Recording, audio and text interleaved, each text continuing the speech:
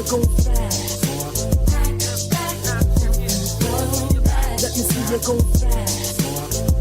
had around me back then at the house in Laverne.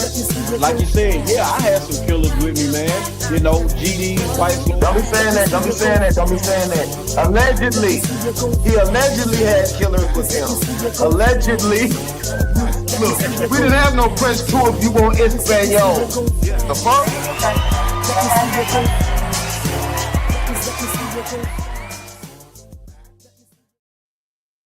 All right, it is the Back and Forth show number 134. It is Monday, July 6, 2026. What's going on, guys? How y'all doing? Cool. All right, right on. Good to see everybody. Good to see everybody here. Please remind me, guys. I got to change that intro title card again. I just keep forgetting because it keeps saying Wednesday, and there's a few other things I got to tweak up on that. So sometime before the next show, somebody just remind me. Go ahead, tweet that up. Word. All right, gotcha. Yeah, but other than that, man, how's life been treating you guys? So, Man, it's been a blessing for me, man. I tell you. A couple of weeks ago, it's been bad with the car situation and everything, but it's been pretty good, man. I do want to say I want to send my love, my shout out, man, to my son, man. Tomorrow's his birthday. He would have been 29. So okay. Okay. just keep your boy lifted up, man. I grieve different from everybody. But other than that, man, it's been good. I also had an opportunity to speak with through text the vice mayor of Clarksville, Wanda Smith. So whenever you guys get a chance, everybody in Clarksville, and y'all go vote for Wanda Smith. Y'all can look her up under Clarksville. It's under Wanda for mayor, or you can look up under Main Street newspaper, Wanda Smith. But I've had the chance to meet her in person. She is most definitely the person for the job, and I've seen her in action on the news and off the news. So most definitely. Everybody in Clarksville, that's your Democratic person, Wanda Smith. Okay, that's what's up. That's what's up. Let me clean the house right quick. Hold on, give me a second. I think it looks like I got a couple of clips in here twice, and I don't want to take up space that don't need to be taken up. I'm sorry about that. Yeah, right quick, I want to give a shout out to my sister, man. She's tuned in right now. She actually came down here over the weekend, but I didn't get a chance to see her because they had a tight itinerary, and then I had things going on too. And then it kind of rained out down here, up here a little bit, so we kind of missed each other. But I do plan on. I can't make any promises, but I'm trying to get a chance to drive up to Minnesota, or hopefully they'll get down here before August or whatever. However the timeline goes, I want to try to make sure I see my sister before it gets back cold again and shit. But yeah, she came down here, her grandchild, my niece, and another friend, and they was out at my homeboy's crib chilling and shit. So again, thanks for tuning in, Tosh. I love you. And then we'll talk about it. Let me see. Did she just comment? Did she just know that's okay? He's like Jason. But actually, I had probably one of the best. Okay, for sure. Yeah, I'm actually I'm gonna hit you up. Stay tuned, bro. I'm gonna hit you up probably in the next couple of days so I can book you on the show. So just hold tight. Yeah. But other than that, man, y'all ready to get this thing going? Yes, sir. All right. I got a few good clips I want to get into. Then Mo, I'm gonna talk to you about something before we wrap the show up, because you just did something that you hooked me up on. I really enjoyed it, but we'll talk about it at the end of the show. All right, so so we're gonna get this thing going. All right, so this first clip I'm gonna play, it's called the HUXTIBLE effect. I don't know if you guys have been seeing this, but this is a clip that talks about how times were when the Cosby Show and A Different World was on television versus the media that Black America consumes now. So check this out. We'll come right back. Now let's take a look back at positive versus negative role models. In the HUXTIBLE years, this is actually called the HUXTIBLE effect in sociology. SAT scores for African American males and females went up. In 1990, 75% of black males graduated from high school. The Cosby Show mentioned that the kids were applying to Morehouse College. It's a black university. Well, in reality, the enrollments at Morehouse colleges went up 37% because of the Huxtable effect. Now, what's the Lil Wayne effect? SAT scores for black males went down. In 2010, only 47% of black males in the United States graduated from high school. That's down from 75%. Black males say, I like that record. I want this song. I don't want that song. That's a white guy who's making that decision. I like the song with the obscenity. I don't like the song with the politics. So we're going to have this one on the CD and not that one. You understand? Or you want to continue to work for us?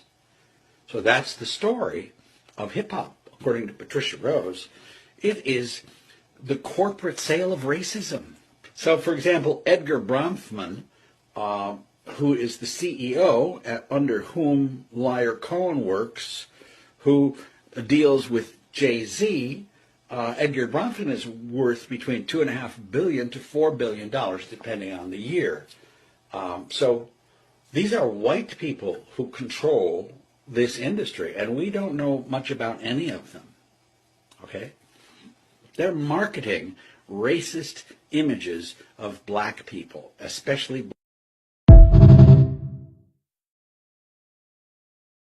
video cut abruptly like that. That wasn't anything I've done, but you guys get the gist of what's going on. So it was pretty much saying that, and also if you notice, the clip had caption said that Europeans control all of black media that we consume. I'm paraphrasing, but it said that they pretty much own every fucking thing that we take in.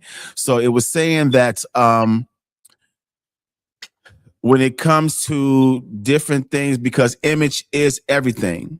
So when you're watching or consuming positive things in the community, the black community tends to do better. Just like white kids, when they, their history is George Washington, the first president, Christopher Columbus. You see what I'm saying? So they kind of gives them a little bit of pride to walk around with. Then he was saying, as far as when we started consuming, and that this wasn't a direct shot at Lil Wayne, but they were just using him as an example. The Lil Wayne effect with all the type of music that he puts out, and some of the other music in that category, the black community starts to fall off. So it's called the Huxtable effect. And you guys tell me if you agree or not. What do you guys think? No, I agree. I agree wholeheartedly. But I mean, it's been like that though. They was doing that before music. Mm-hmm. You see what I'm saying? Look at. I mean, I ain't trying to be funny. Look at some of the black exploitation films now. Look at them now though, compared to what they used to be. Yeah. You see what I'm saying? You had everybody want to walk around like Dolomite, or everybody wanted a girl like Pam Grill, or you see what I'm saying, or things like that. So it's been going on before the music. The music was just the latest entryway to get in real quick. Mm-hmm. But it's always been like it. You know what I'm saying? For real, when you think about it. Absolutely, man. Yeah. I mean, I agree wholeheartedly, man. Like Gitmo said, it's been going on for years, man. I think that people younger than us catching on a little bit slower than what we are. Like we're catching on, just like our fathers and mothers and grandmothers, they knew, but every generation is a little bit slower to catch on. But yeah, absolutely, I agree. Yeah, because again, man, let's delve into this right quick before we go into the next clip. But everyone's heard about the so-called secret meeting early in the 90s about how the record labels got together and conspired to change the course of rap music, because before the gangster rap and the G-Funk took over, it was like conscious rap, crack is whack, fight the power, things like that. And then there's also this thing about this letter from Howard University that talks about pretty much the same thing. I think it was the name escapes me right now, but it was saying how, again, there was a time when rap was conscious, it was uplifting, It warned us of things. Remember self-destruction. We're all in the same gang, things like that. And then after NWA took off, NWA, not to blame them, but they were saying that music was the gateway to what's built all the way up to like drill now. And of course, drill is destructive. It's kill a black man. It's then only start rap, stripper rap and all this type of shit. So we've seen a decline in rap music, and it seems to be all about getting rich, getting money, and if you ain't got what I got, you weak and all this other shit. So, what do you guys, say about that? No, it's very much so. I mean, they're doing it now. You know what I'm saying? It just look different. Looks like Sexy Red. Looks like Cardi B. Looks like, they spent what? Like you were saying, since a little bit after the golden years of rap, up until like they said 2010 Lil Wayne, and then they switched it over. You see what I'm saying? Now they done spent what the next almost for the past 10 years, for the past 6 years, going up on 6 years now. It's been all about, well, I'm gonna say it like this: dirtying up the female image. They took the 90s and the 80s, late 80s, early 90s, dirtying up our image.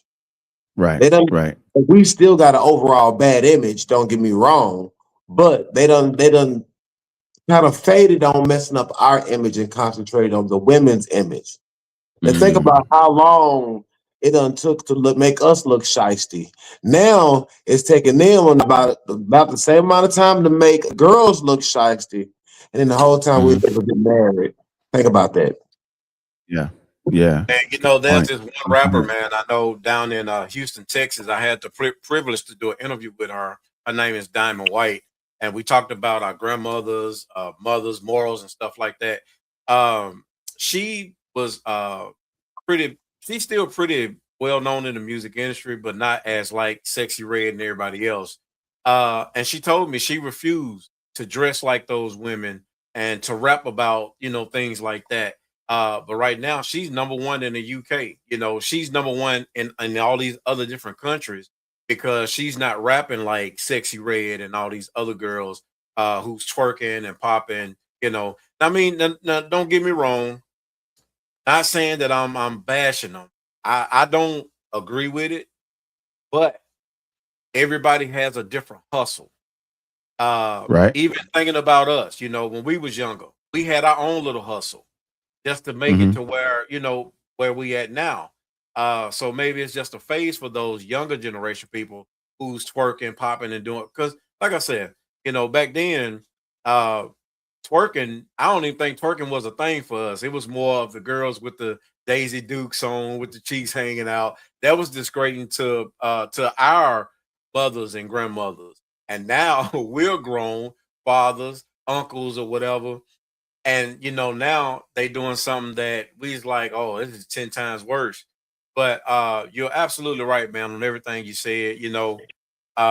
So yeah, I want to send a shout out, man, to Diamond White, because she's doing it. She's rapping the right way. That with DJ Smooth and everybody, she's doing it the right way. Right. Exactly.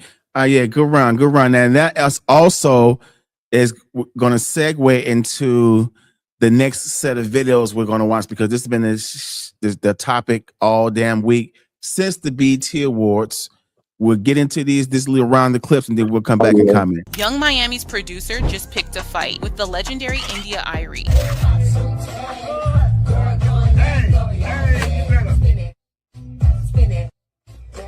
Jay White mashed up India's classic single Video with Young Miami's Spend That after fans claimed she told people to boycott the viral song. It is being wrongly reported that I think we should boycott this song of the summer. And there are a lot of people who are saying it's just a song. Well, if that's what you think, enjoy. But what I know is that music has power, and I see the impact of what we export out of the Black American experience to the rest of the world. Longer story for another time.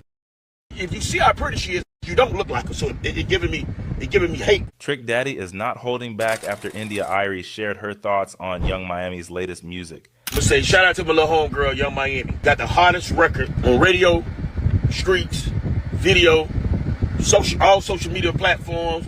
Everybody is jamming this record except a few old century hoes. Cause you is too modern and too plain, outdated. The game done passed you by. You take our time to go on social media, the down talking girl. We've been talking negativity in every music, every song since before I even started doing music, and I've been doing it 30 years. I'm about you bitches' age. All right, and now one more. This is like the topper. Spending that money fast, 20, 50s, 100s cash. Boy, going that go, y'all back. Okay, just right quick. So that was a lady who just had a baby, and let me set this banner. She just had a baby, and that's the song that she played shortly after after she had her baby. So the thing is, the song is called, I guess they consider it the song of the summer.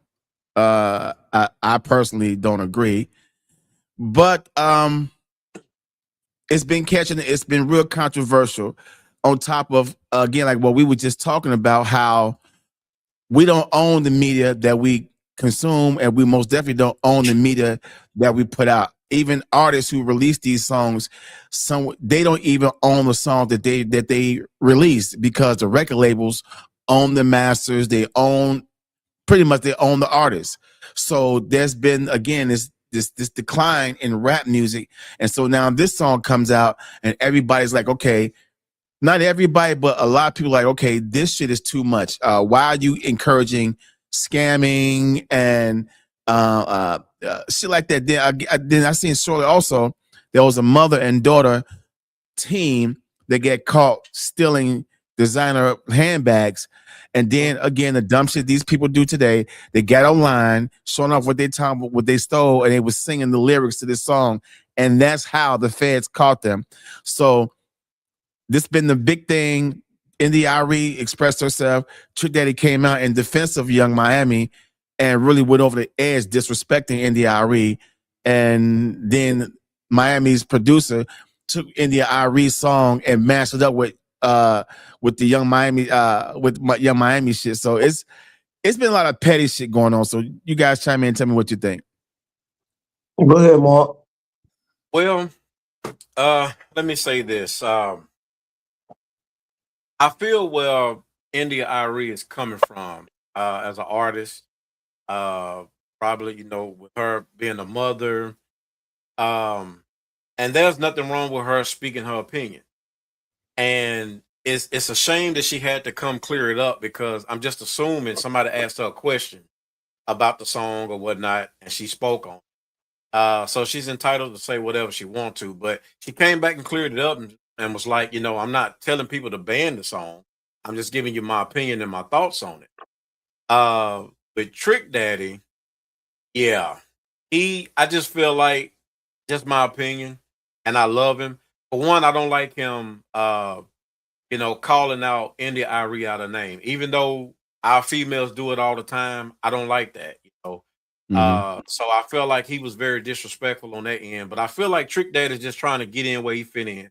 Wherever the light is, I feel like he's trying to jump in that light just to get a little piece of something, Right. And Mommy Miami, forgive me if I'm, messing up her name. I feel like she's better than that. I feel like she's talented, but also we got to think about this too. There was another song that was singing about scamming, but we didn't know it until some years after. I can't think of the name of the song, but it was a white girl, I think. She was singing about scamming, how people, I guess, from other countries was taking money from everybody over here. But that song was very popular, and You talking about Purple Plain? You talking about MIA? Yeah. I also feel like it's a phase for Young Miami, because there were several other women who was degrading themselves, and once they signed that contract and found out what it really was, they was crying on social media. They were saying they wish they hadn't signed it, and they was young. One more thing I don't like that Young Miami said is that she put God in it. And forgive me for going this route, but you don't put God in mess like that. You don't thank God for you writing a song about scamming people, doing wrong to people and stuff like that, and twerking and all that. Right. Like, that's just so disrespectful, man, to God, first and foremost. Right. But, Right. like I said, everybody has a hustle. And I feel like that somebody liked the song or whatever, and I feel like that this is her hustle. What she do after this to be continued. But the song altogether, I really don't listen to it. It has a nice rhythm, a nice little catchy tune or whatever, but I don't listen to it, Right. Right. all of that starts at home. The parents need to, if they really want to have something to say about it needs to start at home. They need to watch what their kids listen to, what they watch. They just need to govern, just be better parents. Right. Right. Go ahead, Mo. Well, I mean, first of all, I done seen a little bit of footage of it, like pretty much a lot of footage of it. Let me just say it like that. To tell you the truth, they have to appeal to who's gonna listen. I'm gonna say that first of all. And notice the song of the summer is for women. See what I'm saying? It's not for us. Definitely not for us. I have a couple of little takes on it. One, around my way, we call that begging. Make a long story short. Mhm. Because that's what it is. One. Two, the second thing is you have to think about it like they've been scamming.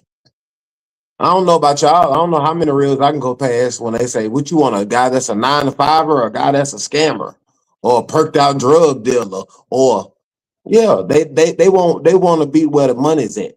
It don't matter if it's Right. honest money, illegal money, any money. They want to be where the money is nowadays.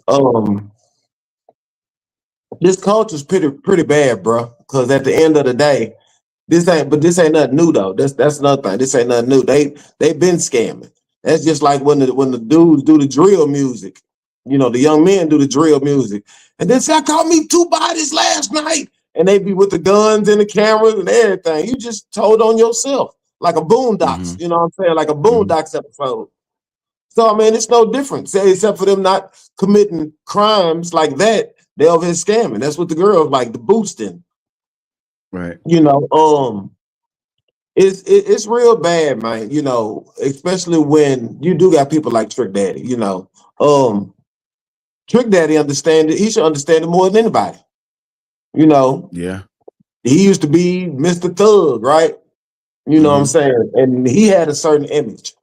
And and I'm gonna say this about Trick. Trick ain't the person that's out here having to look. He got a cooking show and everything. Right. You see what I'm saying? And Monica was just on his cooking show not too long ago. And he tried to deliver a important message on his own show and got messed up. But the point is, the point I'm really making is this right here. At the end of the day, we had our run for a while, you know what I'm saying, in the public eye with hip hop. Now notice a lot of things going to the females. I'm not mad, I'm not bitter, I'm not jealous. But the point of is going to be to a point where they're going to have a lot of people doing some unsavory things. I mean, think about it. We done had WAP, we done had this, we done had everything under the sun from what would be a quote unquote gangster female perspective, if you see what I'm saying. For men, they had the gangsters, like you said, like NWA, everybody under the sun. They done had American Gangster, Jay-Z. They done had everything under the sun. So now, what does that look like for females? You see what I'm saying? It might not be as masculine, but it's still as degrading, if you see what I'm saying. So now, like he went in there, IRIE said, I don't know if y'all seen the whole thing, that's slithers of clothing. You see what I'm saying? Slithers of clothing. How she worded it. So I'm saying that to say, yeah, that's the objectification part of it. You ain't showing enough skin. Your body don't look like this. You got to promote that. Everybody got a mantle. You know what I mean? So I'm just saying that. And this is one more thing. And this the thing. They really preaching that heavy to the kids. Like I seen reels where kids was saying that. And they even let them say spin that shit. Spin that shit. Yeah, I saw So that's that. really promoting the wrong culture for the kids. I done seen it at school events, basically, or summer parties or teen parties. And I mean, at the end of the day, going back to what I said at first, you know, this is the time where, especially the economy bad, they want some get money fast music, or I guess for them, that would be their version of trap music. They trapping, you know what I mean? So at the end of the day, it's still the wrong message all across the board. And to piggyback off the first reel we just watched, yeah, that's what they want. They want you to do that. Yeah. You see what I'm saying? They need their quota filled in that prison. So go on and scam and boost. Yeah. Yeah. Shout out to Ransom Let It Rain. I'm gonna say this right quick. Y'all, you two guys been knowing me for a while. You know how I feel about certain certain type of hip hop and the lanes they fall into. I never really was big on this kind of rap music, and it's something that you said earlier a moment ago, Mo. Yeah, there has been this kind of rap music from women for a minute, but at the same time, there was an era where you can have women on the radio that wasn't trying to be masculine. Women now are trying to take on this masculine persona because the men is still a male dominated genre, rap music. So now they're trying to get their slice of the cake as well, but they're being to me, I think they're going over the top, trying to be the boss chick. I'll take your dude, songs like WAP and all that type of shit. I missed the era when women were still trying to be women. They were still trying to be classy. They were still trying to talk to each other through the music. Hey, sister, you ain't got to do this. And with somebody like India IRIE, whose music has always been trying to uplift black women, trying to show black women you don't have to be a skank to make it in this industry. You know, love yourself for who you are. Love your hair. Love your look. I mean, her catalog is pretty much on that. And then for Trick Daddy to come out, now he's a grown ass man in his 50s. His music, like you said earlier, Mo, he should know more about it. He should know about it because look at what he put out. Trick Daddy don't have any Trick Daddy don't have any songs that's uplifting and inspiring to the black community. I always saw that as soon as Pac passed away, he tried to keep the torch lit for the thugs out there because he had 3 albums with the name Thug, with the word thug in the title. So his music, I can't find a song in Trick Daddy's catalog that's uplifting. So for him to go on a tangent and disrespect his own sister, all for the sake of repping Miami, ain't nothing wrong with repping your city. But you're a grown ass man, and men, this is the problem. That's why women don't respect us anymore, because we got men out here pandering to the bullshit too. I can see if you're pandering to women because you might be trying to slide up on them or whatever. But when you don't put women in their place and tell them, hey, that shit ain't right, because he's an OG compared to Young Miami. He should have been like, look, I had nothing to do with you putting the song up. At the same time, you got to check what you say. You got to check what you're saying right now. The OGs, they just kind of going along with this type of shit. You see what I'm saying? So again, I miss the little kid, even with Lil Kim. Remember HWA, Hoes with Attitude and shit. It was things like that was out, but you still had Queen Latifah, you still had Light, you see what I'm saying? You still had Salt and Pepper, who was all about speaking to the women. And they didn't have to go thought themselves out to get a fucking record. And let me tell you this too, before I move on. Everything ain't all about status, man. Right. Some things are just about fucking morals. All this, well, she got the hottest song in the summer. She's selling records. Everybody singing it. Man, let's boil it down to this. Do you think that's gonna matter when she have to fucking stand before God? I don't think so. And I'm gonna land my plane from there. You know what I'm saying? Everything ain't fucking about status. Sometimes you gotta be like, yo, we got to rebuke each other. Yo, check that shit from time to time. That's one thing I like about the homies I'm around. You all be like, yo, man, I don't think that's cool. You know what I'm saying? We would say that to each other. Yo, bro, slow your roll before you go out there and get something, get yourself into some shit. So I ain't mean to go on a tangent, but I just had to, so I just had to get that shit out of my chest, man, because I don't like this new shit. Everything in a bit. people still in Birkin bags just to have some fucking status. Fuck out of here, man. Fuck out of here, man. All right, so I'm my bad. I didn't mean to go on a tangent, but let's get into this next clip. All right, America just celebrated its so-called 250th anniversary.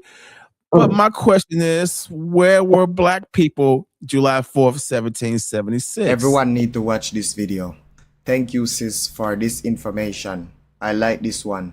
Let me know what you think. You cannot be pro-black if you're choosing to celebrate the 4th of July. Whichever way that you choose to dress it, they are still capitalizing off of the amount of profit that they are making from individuals celebrating a holiday that people were basically enslaved, not emancipated, not given freedoms, and not recognized for their actual contributions into the American government and people that we get to celebrate today. So I'm going to celebrate by spending absolutely no money and enjoying the sunrise that this white man cannot see, because this is the very same individual who had the audacity to create an African-American zoo for people to enjoy at a circus, specifically this section. That industrial building is where Little Liberia is, and those are 2 last standing buildings, okay, of the Freeman houses. A lot of people do not know how significant Connecticut runs deep in slavery. They were amongst the last to allow the emancipation of slavery, and this man thought it would be a great idea to create profit off of that by creating this beachfront for the civil rights and the Civil War people so they can have a place to come, and the emancipated individuals who also got their freedoms, but instead ostracized and made a profit off of them by putting them into a zoo so people can look at them as an oddity.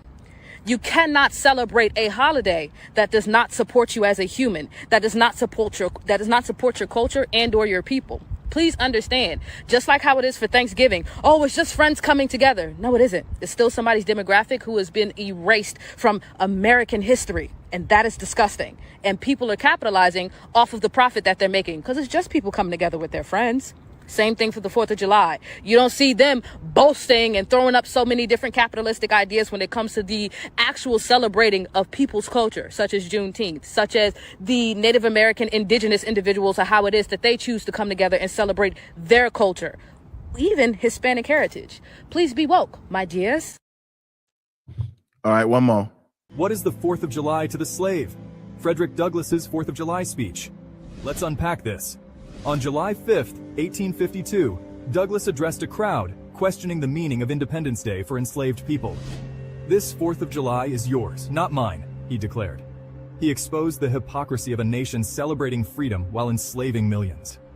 Douglass's speech wasn't just a critique, it was a call to action. He challenged America to live up to its own ideals and face the brutal reality of slavery. His words remind us that true freedom is still a fight and the struggle continues. This 4th of July, remember Douglass's powerful message. And remember, freedom isn't just a celebration, it's a responsibility. I urge you to read his speech and reflect on its meaning. All right, so again, America just celebrated 250th and so-called 250th anniversary. The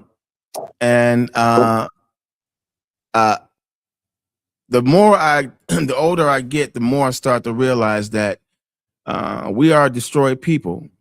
We continue the customs and traditions of a country that we're still held captive in, and we're still not considered full citizens. So I'm gonna say this right quick, and I'm gonna pass it on to you guys. If I wrote a letter to you two and said, hey, when y'all get to the studio, have at it, I'll be back later on, y'all can do what y'all want to do. Does that mean if a stranger on the streets finds this letter, does that mean they had access to the studio too? Okay, so I only wrote that letter to you guys, right? Right.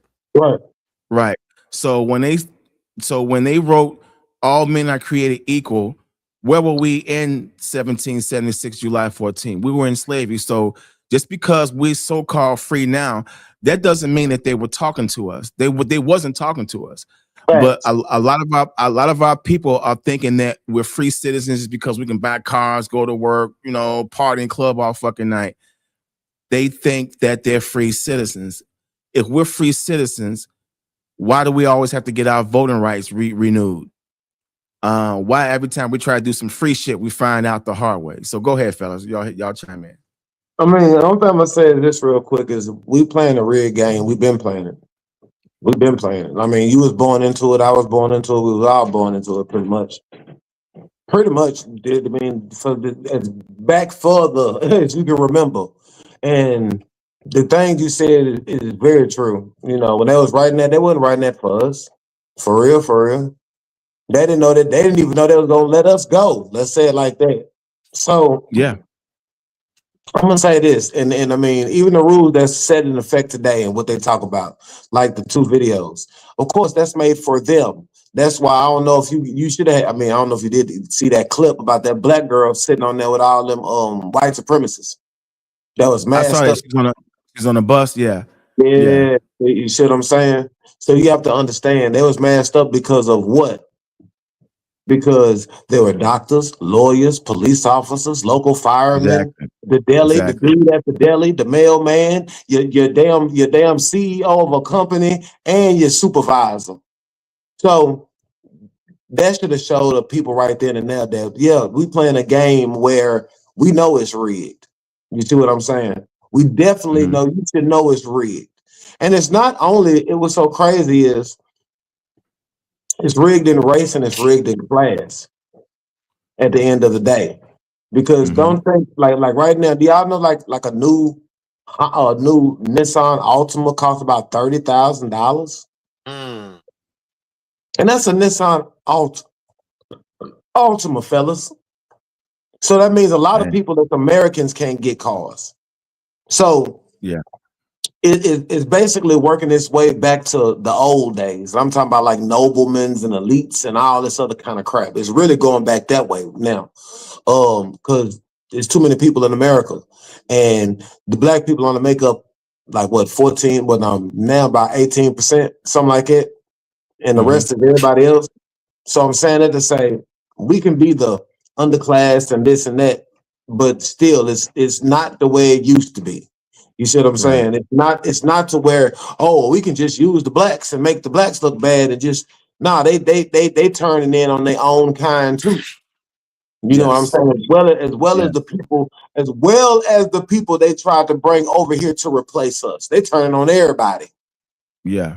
That's what you said something about having money a few minutes ago makes sense. We in neo-capitalism, y'all. You feel me? So everything is about the dollar. It's about the elites having a dollar and keep making the dollar, and the rest of the economy is going the other way.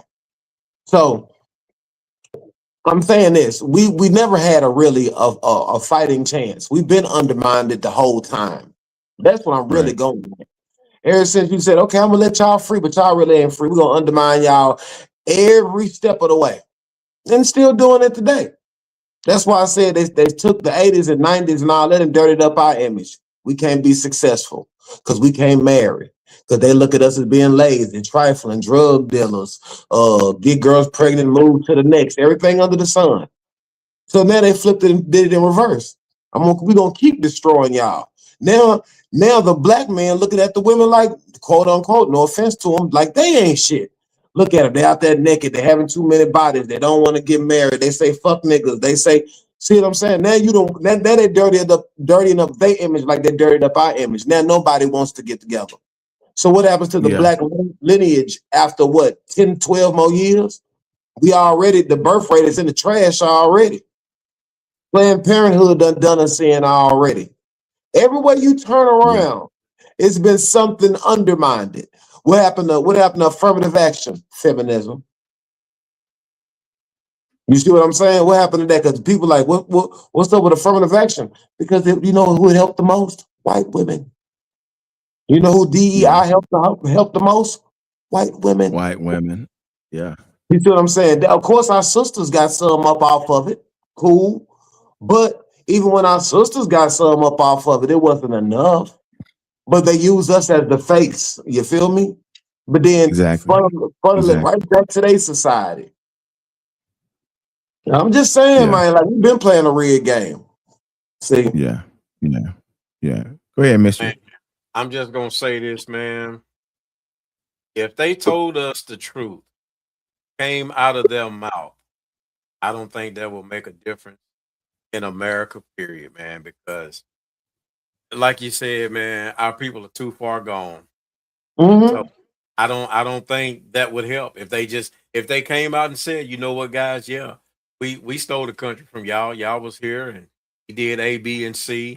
I don't think it'll make a difference because our people are too far gone. Yeah.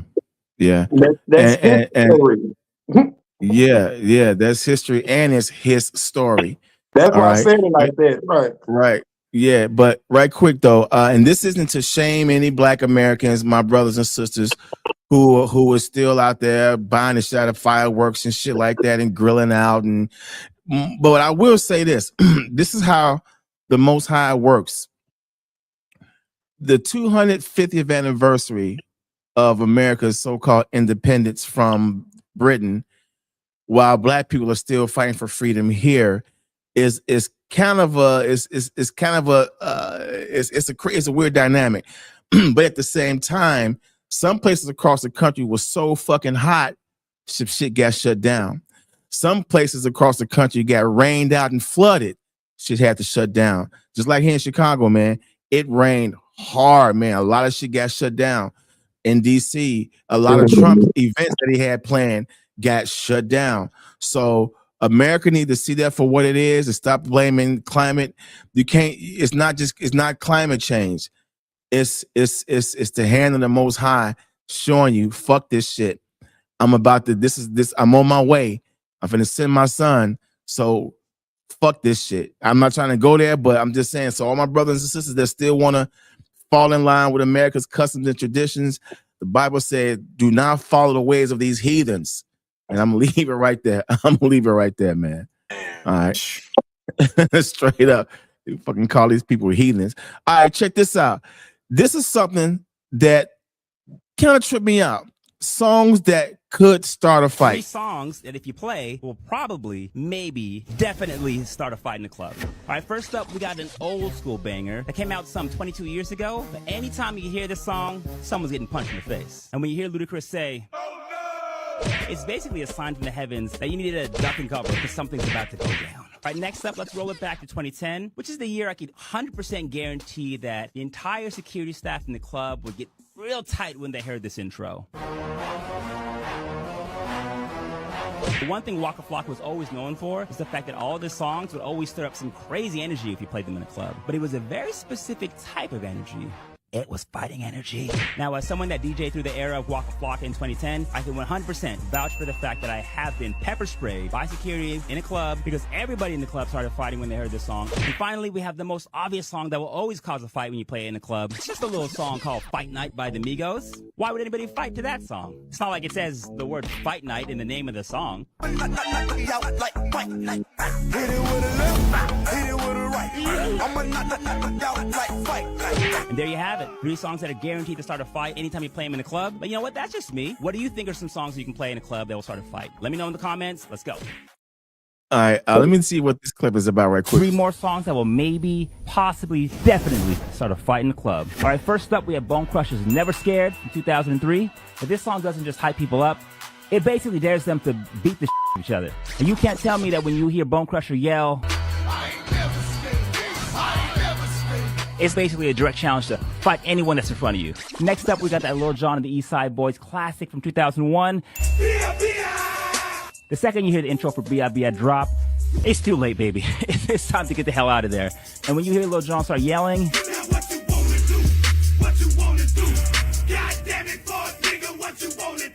you already know it's too late. And finally, the ultimate Southern fight anthem, we got Trillville's Never Ever. If you hear this song playing, I mean, hope you ever will. But you know what? I don't have to explain this song. Let the song explain itself. What?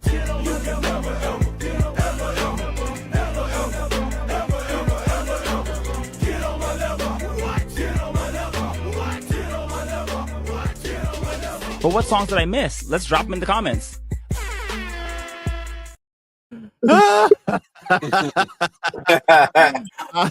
Hey, look, man, I was down there in the South for all the songs they was released, boy. And I tell you, man, that B.I.B.I., yo, that's like up in the East Coast. Whenever they play New York State of Mind, get the fuck out the way, man, because it's about to go down, dog. But go ahead, y'all. Y'all chime in. First of all, I don't care what nobody say. Y'all gotta put some respect on 666 name, man. Tell the club up. Oh, yeah. You trying to tell me that he don't know about Tear the Club Up is crazy. That's one. Yeah. 2. Yeah. You talking about the Atlanta movement? Why you didn't even bring up Nuck If You Buck? It's just in the title. Oh shit, yeah, Nuck It's If You just Buck. literally in the title. You see what I'm saying? Yeah. So it's just, it's a lot of shit. He really sleeping on Memphis. I say that for a fact. Yeah. You see what I'm saying? You can go to Lay It Down. You can go to a lot of stuff. You see what I'm saying? Right. See what I'm saying? So that's why I don't understand where where he just, and don't get me wrong, to a certain degree, he's right about Lil Jon and them. Definitely so. Bone Crusher was definitely one. I just feel that fight songs have been around a long time. You see what I'm saying? And those, especially like I said, those right there, especially 666 to the club up, especially Nuck If You Buck. 666 to the club up is I think that's the one that pretty much damn near set the shit off. For that fight in the club type music, because when I first heard that, I was like, oh, yo, this ain't what I'm used to. I ain't used to this right here, man. Hell no. That's what I'm trying to tell you. That's what I'm trying to say. That's how you turned up. Yeah, Look, go ahead, Mr. Look, Get Mo was right about all that. Young Man was right about those songs. But I'm gonna take it to the local spot, man. I got to come back to Nashville. I don't know if you remember this, Mo, but I gotta send a shout out, man, to all my peoples out east, man. When they played Damn It's a Drought about South Bay Mafia, it was always a fight between South and East. And I'm really not a club type person, but whenever they put that song on, man, the lights getting torn down, man, money was being thrown in the air, the banners was torn down. This was at the Mix Factory, Club 2000. The Mix Factory. wherever it was, when they played Damn It's a Drought, for some reason, it was always a fight between East and out South. What about Buck and DT? Back up, give me 50 feet or something like that. That too. That too. That's another one too. I mean, it's just when you think about it, like when you really think about it, it was some songs back then, man. That's why I don't even understand. Like even I mean, you got a lot. You got a lot when you think about it. You really got a lot of songs. You know what I'm saying? That's that programming. That's that programming moving through. You know what I'm saying? Like for the East Coast, it would probably be Slam by Onyx. You know what I'm saying? Slam, a lot Slam. of Onyx joints back then in the day. You know what I'm saying? And, they had that energy. Yeah, like that. You see what I'm saying? A Robin song was Annie Up. You know what I'm saying? You get caught slipping. Right. You know. Right. So you know, you see what I'm saying? And I know there's some songs like it, you know what I'm saying? Just look, So, like they said back in the day, get at me, dog, when DMX would be performing some stuff like that. Get at me, dog. Bro. Yeah, bro. So it's tracks. It's tracks that you will get off on, you know what I'm saying? So far stuff like it. So yeah. All right, well, check this out. Here's songs that would stop a fight in the club. 3 songs that would instantly stop a fight, any club or any party. Let's get into it. Okay, picture this. You're at a party, you're having a good time, but then someone looks at you funny. So then you look at them funny, they push you, you push them. Now it's about to go down, but then all of a sudden, out of nowhere, boom. The electric slide starts playing. And then, the stepping starts taking over everyone's bodies, and all of a sudden, everyone's having a good time again. No one's fighting. Could you imagine fighting to the electric slide? You got to be some kind of a grade A weirdo. But next up, we're going to turn the clocks back all the way to the early 2000s. You're at a party, you're at a club, you're having some fun. But then someone bumps into you, Tempers start raging, tempers start flaring. You're about to punch the other dude in the face. But then the DJ sees this, and he knows it's time to drop a certified fight stopper. The moment you hear the synth drop in, if you don't instantly just lose any desire to fight, then you know what? You deserve to go to jail. I chime in with a haven't you people ever heard of?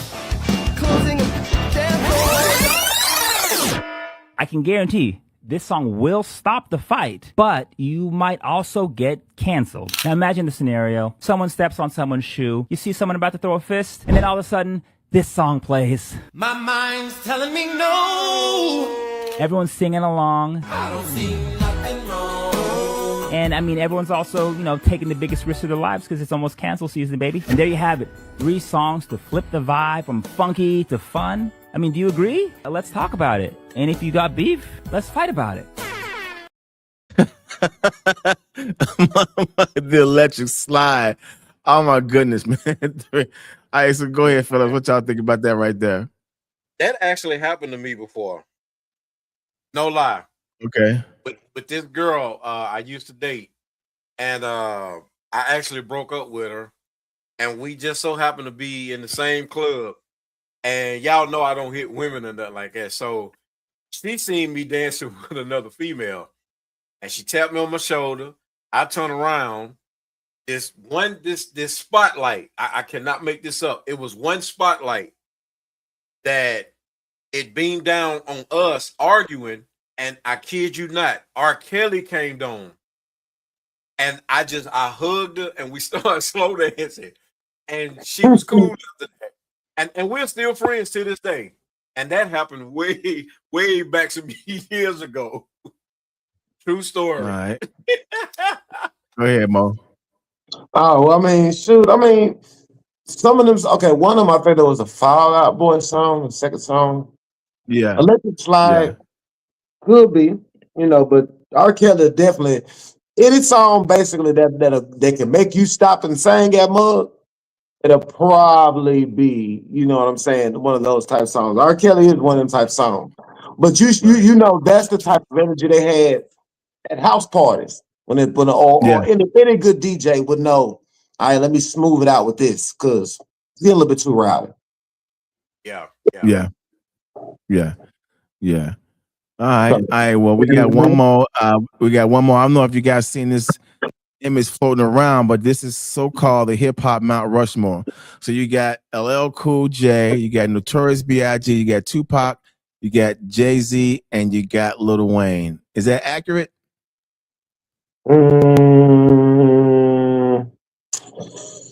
Oh, that's rough. That's really rough. Cause are we talking about? Are we talking about? I mean, because you got to think about it. If it's the Mount Rushmore, then you're saying we have nobody that done came along better than. And right. I'm starting to have to reorganize it because I know people gonna be mad at me, but Biggie ain't got a big enough catalog. For real. Okay. When you look at everybody else who got the shortest catalog out of all them people up there, thank you. I'm not just saying just because he died. I mean, I ain't trying to be funny, but I mean, he do got a small catalog. You would say of hip hop, but at the same time, would you say if you say hip hop, even with some of that, you see what I'm saying? You still missing greats. You see what I'm saying? Even people before them, like that's a big gap between LL straight up to Pac, Biggie, and Jay-Z because they're all in the same time frame as a starting point, damn near. Tupac a little bit before Jay-Z, of course, but even with that, it's just the generational differences is what I'm saying. Right. It's like you got the golden age, and then the three in the same age, and then Wayne after all three of them. Right. So that's why I'm like, damn, y'all ain't think nobody else was worthy, or not Ice Cube or anything else. No other, you know what I'm saying? No other really like. Most of it is like, I mean, if you had to do direct competition, I wouldn't even leave out Cube. Because Cube wrote for NWA for the longest. Yeah. You see what I'm saying? And went on to have a pretty successful solo career. Right. And so far as, I mean, if we look at it like that, shit, he made the transition over into other things before Jay-Z did, tell you the truth. But somehow we just look over Cube. You see what I'm saying? So it's a little different, bro. And then you have to redo it now because at the end of the day, some of these people that we looking at now is not, it's not the same. You know what I mean? So I'm just saying, like, all in all, bro, it's we're gonna have to end up redoing it. You can't say just for all time because time is forever changing. One day we might look up, we might not even see Jay-Z up there. We might see Kendrick up there. You see what I'm saying? Leave it up to some of these other boys. They might be like, oh, then we like they tried to get at LL that one time. Said make time about him by him being hip hop and making records and all that other stuff. So as the time goes along, some of our heroes might drop off. See what I'm saying? Right. So they will. So that's all I'm saying. You know, it's starting to get a little fuzzy to me now. Because if we go by catalog, we got people that done put in some work. So true. Go ahead, Mystery. Bullshit. That little boy, I know that's right. Let me say this before anybody get mad out there. I am an R&B person. I'm an R&B singer. I'm not a hip hop historian.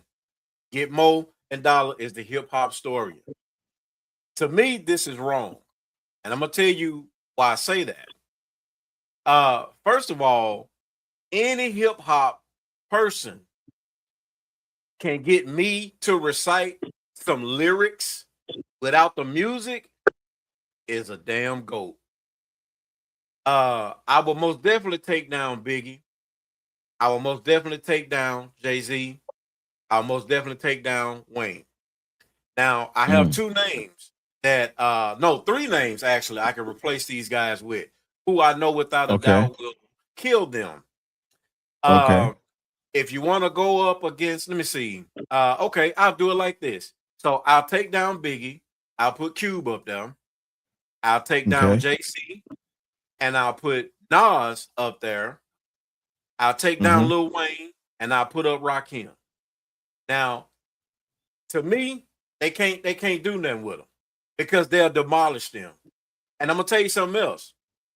After doing a little research, Biggie stole that Juicy song from somebody from Mississippi, the big notorious one. That's one. Yeah. So how many other lyrics he done took or songs he took from somebody we don't know? Number two, Jay-Z took everything that Biggie said. You know, so is he a true hip hop person? You know, I used to like Jay-Z. You know, certain songs I still do, but that's flogging to me. And Lil Wayne, okay, he's representing the South. I don't hate him or nothing like that. I just don't feel like he deserves to be up there. Right. I can't recite not one song besides chilling in a club. Lollipop. Yeah, that's the only song that I like by Lil Wayne. And no disrespect to him. No disrespect. But now those three, they most definitely will come down because, like I said, LL, man, I used to jump in my bed reciting his music with my uncle playing the music. You know what I'm saying? Tupac, I'm really not a big Tupac fan, but I do know some of his music. You know what I'm saying? Right. Like, he makes you think, and then once you think and then listen to it, you start reciting. I'm like, wow, he said that. And then, like I said, with the other two, nah, Rakim, yes, I can listen to his music. He's one of the greats. And Nas, most definitely, is one of the greats. Yeah, I was gonna say Nas and Rakim too.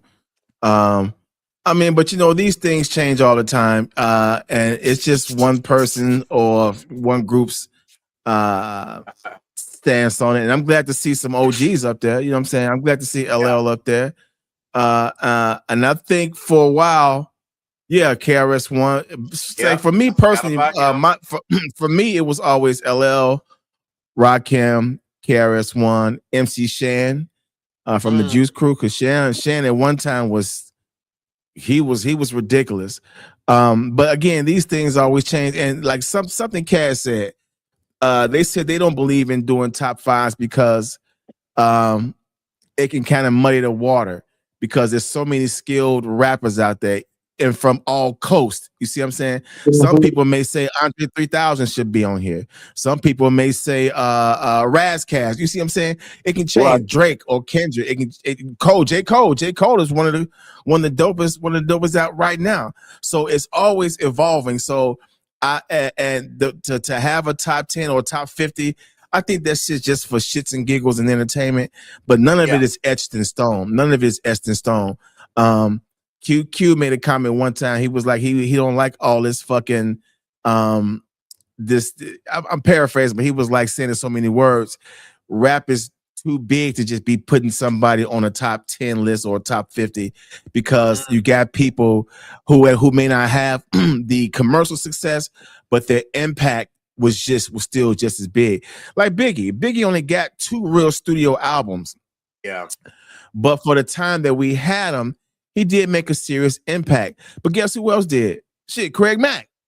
You know what I'm saying? Yeah. Craig Mack didn't have the catalog either. But his style was different. I mean, this was a time when styles were different. It was one time in hip hop you couldn't bite nobody's style because you would have been automatically off the top considered a fucking biter. Shit, look at Run and D. Run and D were the ones, excuse me, that was holding it down before LL. You see what I'm saying? That was, and before Run and D, before Run and D, oh shit, I'm sorry. There was Melly Mel. So you got greats that's been in this game for the longest, and you know, to pass the baton on to the next generation is always a good thing. But this is just somebody's interpretation of what they were feeling at that moment. This shit could change any fucking time. So yeah, I would have felt a little good bit better if they conversation, had man. Mount Rushmore of 2000. I would have, I would have been like, yeah. Oh, okay. that's a good one. That's a good one. Yeah, that's a good one. Yeah. Yeah, that's a good one. All right, well, fellas, that's it. That's it for the show. Anything you guys want to say before we wrap it up and get on up out of here? No, shit. I got a long day tomorrow. That's about it. I'm just ooh. Man, Monday. look, I just want to send a shout out, man, to my guy earlier, man. Let It Rain from Sacramento, California, man. That's one of the producers I was chopping it up with today. And man, make sure y'all go get your shirts. You know what I'm saying? Look, that thing fresh. Y'all know because I wear it all the time. And look how fresh it still look. You know what I'm saying? So so y'all make sure y'all get that. Hey, Tasha, we appreciate you. Jason, we appreciate you, man. We appreciate each and every one of you guys for tuning in. Y'all just don't know how much this means to us. And there will be another battle coming. We're getting everything together. We just want to make sure it's a good show for you guys. And like I said, man, y'all just be kind to one another, man. And man, just stay up. Do the right thing. Most definitely. Yeah. Anything you want to say, Mo, before we get up out of here? Oh, yeah. Y'all be good. Don't fall for the propaganda. Take one day at a time and one thing at a time. And that's it. All right. And also commit one crime at a time. My bad. I'm just tripping this shit. But right quick before I go, I want to say don't forget to check us out again right here next week, 8:30 p.m. Central Standard Time, Mondays, youtube.com/back and forth show. Also, don't forget to log on to the radio show, the radio podcast at mixcloud.com/WBAF. I will have a new show going up this week. I got to get back into doing my Jet Magazine shows. And don't forget to also, I'm gonna put a link in the bio in the description below once the show is done, so you guys can click on the link. Go to the Fade Shop, get yourself some fresh gear. We really do want the support because those are the things that can help us without begging you. And ain't nothing wrong with people asking for Cash App, but I would rather sell some merch, sell something tangible. That way, it's an even exchange. You bought something, and in return, you got a good product. So. So again, Babyface will be at the Taste of Chicago this Saturday. I think even though that's my night because I gotta go to bed and get up to work early in the morning, but I might have to sacrifice that shit to go see Face. A Common would be there the night before, but I might have to go ahead. I've seen Common a few times, but I haven't seen Babyface live, so I want to make sure I go check him out. But before we go, of course, as always, America should be happy that black people only want justice and not revenge. All right. And with that, we say shalom. See you guys next week. Same black time, same black channel. Peace. Yo, welcome to the back and forth. We all over east, west, south, and north. We're on YouTube every Wednesday at 8.